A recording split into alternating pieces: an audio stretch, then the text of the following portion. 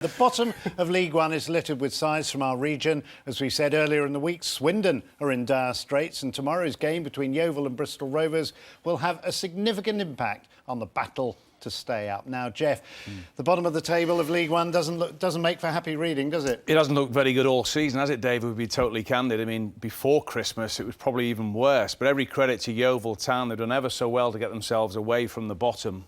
3 wins in succession means they're kind of away from the treacle, so to speak, but Rovers and Swindon have got a major fight on their hands.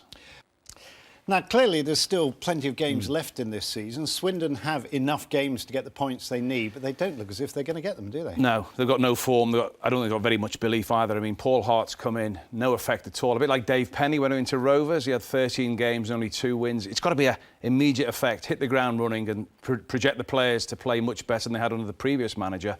I think Swindon are... I think they're doomed. League 2 football, I reckon. Doomed, Captain Mannering. Swindon keeper Phil Smith got a late call-up when David Lucas was injured in the warm-up, and his handling was impressive. His distribution, not so good. Hartlepool's Evan Horwood punished a mistake which, given Swindon's predicament towards the bottom, was no laughing matter. You could say the same about Gary Liddell's second-half challenge on the home side's Paul Caddis. Right under his manager's nose, and Mick Wadsworth had no complaints about Hartlepool's first red card of the season. The prospect of 36 minutes with an extra man was a fillip for Paul Hart's team, desperate for points. Caddis proved there was no lasting damage with the cross which Matt Ritchie converted, but the figures make bleak reading for Swindon. The run without a win now stands at 18 games. Is it on for Swindon, though? Oh, not with play like this. Phil Smith, just what are you doing? That's a nonsense. Look, he almost dropped his head as well. And then this tackle from Gary Liddell. It's a terrible tackle.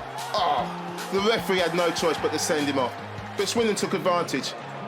Good bit of play. And Matt Ritchie with a great jump at the far post managed to get him a point. But they'll need more. That's 19 games without a win now.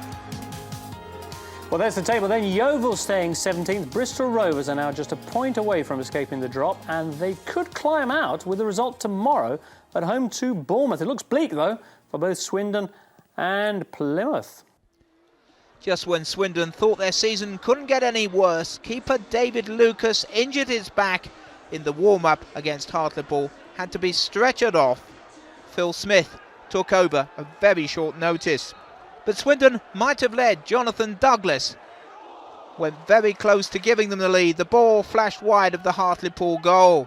But shortly before half-time came the opening goal. There seemed little danger when replacement keeper Smith collected the ball, but he rolled it out straight to Hartlepool's Evan Horwood, who sent it straight back into the net from all of 30 yards. 7 minutes after the break, Swindon agonisingly close to an equaliser. Paul Caddis played it in. Elliot Benyon could scarcely have been closer.